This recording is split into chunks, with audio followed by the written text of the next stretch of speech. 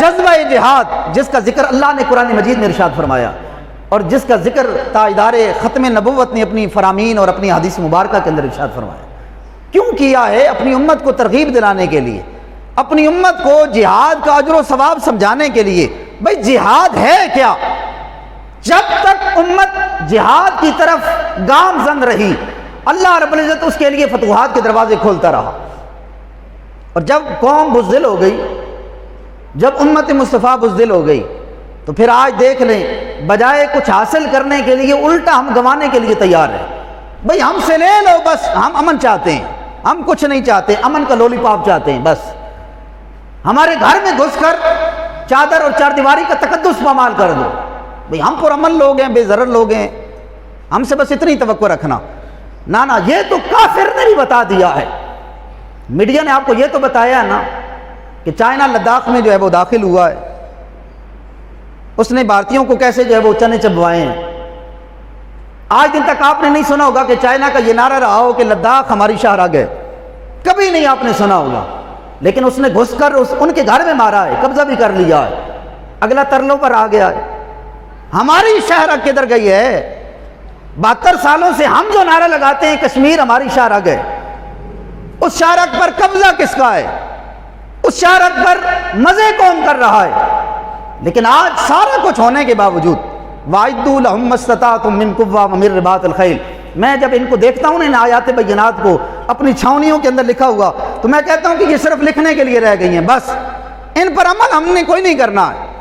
کل یوم تکبیر ہم نے بڑا جوش و خروش کے ساتھ منایا ہے، 28 مئی تھا، امت کو تو یہ بھی نہیں پتا ہوگا کہ یہ دن کون سا تھا۔ جن کو پتا تھا انہوں نے اپنے لیڈروں کو، میرے لیڈر نے چونکہ یہ کیا تھا، تو لیڈر نے 28 مئی کو وہ پٹاخے تو بجا دیے تھے، لیکن ان پٹاخوں کا امت مسلمہ کو کیا فائدہ ہوا؟ آج دیکھ لیں آپ، 22 سال ہو گئے ایٹمی پاور ہونے کے باوجود، ہم نے کیا کیا ہے؟ مزہ تو تب تھا نا کہ 22 سالوں میں 22 کافر ملکوں پر ہمارا جو ہے وہ فتوحات کا جھنڈا لہرا رہا ہوتا، مزہ تو تب تھا نا، لیکن ہم تو اپنی شاہراہ بھی نہیں بچا سکے۔ آج کشمیر کے اندر کتنا عرصہ ہو گیا جی؟ 5 اگست سے جو وہ سلسلہ جاری ہے، 2019 5 اگست 2019 کو کرفیو نافذ ہوا، آج دیکھ رہے ہیں کتنا عرصہ ہو گیا ہے۔ ہمارے حکمرانوں کے کانوں پر کبھی جوں رہی کی یار کیا ہو رہا ہے؟ ایٹمی پاور کا کیا فائدہ ہے؟ سوال تو ہم کر سکتے ہیں نا بھائی، 22 سال ہو گئے، یوم تکبیر تو ہم جوش و خروش کے ساتھ منائیں، اپنے لیڈروں کو سلامیاں بھی پیش کریں، افواج پاکستان کو بھی سلامیاں پیش کریں، لیکن بات جب آتی ہے کشمیر کہ ان بچوں کی، ان سے سکتی ہوئی آہوں کی، ان بوڑھوں کی، ان بیواؤں کی، ان نوجوانوں کی کہ جو آج کرفیوں کا شکار ہیں، ظلم و ستم کی چکی میں پس رہے ہیں، پھر ہم اپنے گریبانوں میں جھانکتے ہیں اور اللہ رب العزت کی بارگاہ میں دعا کرتے ہیں کہ باری تعالیٰ تو نے 22 سالوں سے پاکستان کو ایٹمی طاقت تو بنا دیا، لیکن تو نے محمد بن قاسم جیسا باغیرت حکمران نہیں عطا کیا، تو نے سلطان صلاح الدین ایوبی جیسا باغیرت لیڈر نہیں عطا کیا کہ ایک عورت کے کہنے پر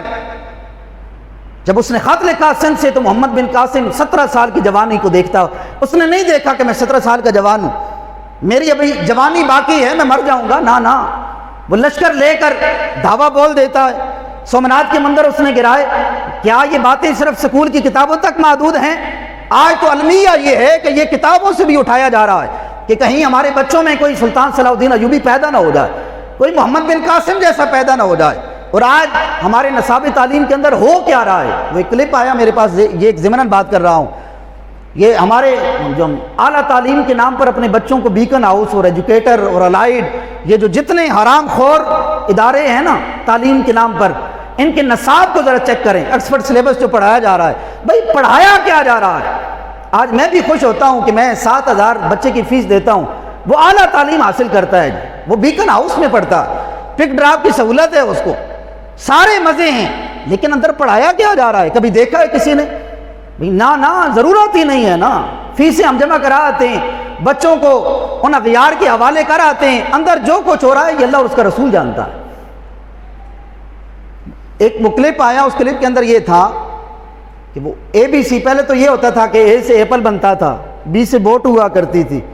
سی سے کیٹ ہوا کرتی تھی، لیکن آج اے سے کیا بنتا ہے اور بی سے کیا؟ انہوں نے کہا جی سی سے، انہوں نے کہا ہے کہ چرچ، سی سے انہوں نے چرچ کا کانسیپٹ جو ہے وہ بچے کے ذہن میں داخل کیا، اور ایس سے انہوں نے سنڈے بنایا، اتوار کا دن ہے، اور اس میں لکھا ہوا یہ ہے کہ سنڈے کے دن مشہور اور معروف یہ ہے کہ بندہ چرچ میں جاتا ہے،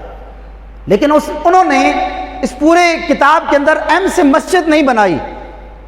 پی سے پریئر نہیں بنائی انہوں نے کہ بندہ جمعے کے دن پریئر کی ادائیگی کے لیے مسجد میں بھی جاتا ہے، ضرورت ہی نہیں ہے نا۔ نہ ہم نے اپنے نصابی تعلیم کو کبھی کھنگالا، نہ ہم نے کبھی یہ سوچا کہ ہماری نصابی تعلیم کے اندر کیا زہر ہمارے بچوں کے ذہن میں لگایا جا رہا ہے۔ اور بچے پھر ایسے ہی ہے نا، جب پڑھ کر آتے ہیں تو ہم کہتے ہیں کہ جی بچہ جب گھر میں آتا ہے تو آ کر سلام بھی نہیں کرتا، تو آپ کیا سمجھتے ہو کہ بیکن ہاؤس میں انگریز کی تعلیم پڑھنے کے بعد گھر میں آ کر بچہ آپ کو سلام کرے گا؟ نہ، یہ آپ سوچیں بھی نہیں۔ وہ جوان ہو کر آپ کیا سمجھتے ہیں وہ آپ کے بڑھاپے کا سہارا بنے گا؟ نہ، وہ جوتے بھی تمہارے ہوں گے، پھر سر بھی تمہارے ہوں گے۔ اس لیے ہم کہتے ہیں کہ بچوں کو مدارس کی طرف لاؤ، اللہ کے دین کی طرف لاؤ، میرے مصطفیٰ کا سلیبس ان کو پڑھاؤ، پھر آپ دیکھنا کہ بچہ جب جوانی کی دہلیز پر قدم رکھے گا نا، پھر تمہارے کہنے کی ضرورت نہیں ہوگی، اس کے چہرے پر سنت مصطفیٰ پہلے سے سجی ہوگی۔ پھر تمہارے کہنے کی ضرورت نہیں ہوگی، جب تم خود مسجد میں آ کر نماز پنجگانہ باجماعت پڑھو گے نا، پھر کہنے کی اور تربیت کی ضرورت نہیں ہوگی۔ جب نماز کا وقت ہوگا بچہ تمہیں دیکھ کر خود مسجد میں آئے گا، باجماعت نماز پڑھے گا۔ لیکن المیہ یہ ہے کہ ہماری اس طرف توجہ ہی نہیں ہے نا، ہم نے ان سکولوں کے رحم و کرم پر بچوں کو چھوڑ دیا۔ جو کچھ ہم یہ سمجھتے ہیں کہ 7,000 روپے دے کر جو کریں گے وہ سکول والے کریں گے، پھر یاد رکھو کہ پڑھنے کے بعد وہ سر سید تو بنے گا، وہ محمد علی جناح نہیں بنے گا، وہ سر سید تو بنے گا، وہ قلندر لاہوری نہیں بنے گا، وہ سکول کی تعلیم پڑھنے کے بعد وہ مرزا قادیانی کی راہ پر تو چل سکتا ہے، لیکن وہ سلطان صلاح الدین ایوبی نہیں بن سکتا۔ اس لیے ضرورت اس امر کی ہے، آج اپنے بچوں کو دین کی طرف لاؤ اور قرآن سنت کی تعلیم دو، خود ان کی تربیت کرو، اس بے رحمانہ سلیبس پر ان کو مت چھوڑو۔ یاد رکھو کہ اگر چھوڑو گے تو پھر ہاتھ ملتے رہ جاؤ، مر بھی تو جانا ہے نا، ایک دن مرنا ہے۔ اور میں کہا کرتا ہوں کہ بندہ شادی اس لیے کرتا ہے کہ اولاد ہو، اولاد اس لیے پیدا کرتا ہے کہ اس کے مرنے کے بعد اس کے لیے مغفرت کی دعا کرے۔ جتنے بھی ہیں وہ یہی کہتے ہیں یا تو بڑھاپے کا سہارا بنے گا ہمارا بیٹا، یا پھر مرنے کے بعد اور کچھ نہیں تو ہمارے لیے دعائے مغفرت تو کرے گا۔ مجھے بتاؤ سلیبس انگریز کا ہو، وہ پڑھنے کے بعد دنیا کے اندر ہم نے جوتے کھا لیے، کیا سمجھتے ہیں کہ مرنے کے بعد وہ ہماری لیے مغفرت کی دعا کرے گا؟ یہ آپ سوچے بھی نہ۔ بالکل اگر آپ کو کوئی عدل و انصاف دے سکتا ہے، صحیح معنوں میں کائنات کا نظام آپ کی دہلیز پر اگر کوئی پہنچا سکتا ہے تو وہ میرے مصطفیٰ کا قانون ہے، میرے مصطفیٰ کا نظام ہے۔ جب ہم نے وہ پڑھا ہی نہیں، ہم نے اپنی اولاد کی تربیت ہی نہیں کی، ہمارے جو جمہوریت کا کافرانہ نظام ہے اس کے اندر حضور کی دین کی بات ہی کوئی نہیں ہے، تو آپ کیا سمجھتے ہیں کہ پھر یہ قوم جہاد لڑے گی؟ اور میں کہا کرتا ہوں یہ جو ہم نے یہ دیکھا ہے سارا کچھ لاک ڈاؤن کے عالم میں،